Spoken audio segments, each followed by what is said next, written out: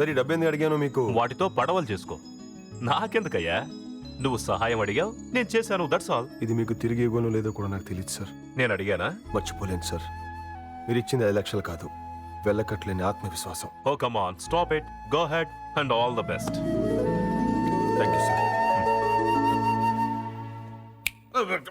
నువ్వేంటి ప్లగ్ లో వేలు పెట్టినట్టు అలా ఉండిపోయావు? షాక్ ఇచ్చారు కదా సార్. 500 కూడా ఇవ్వని మీరు 5 సెకండ్లలో ఆలోచించకుండా 5 లక్షలు.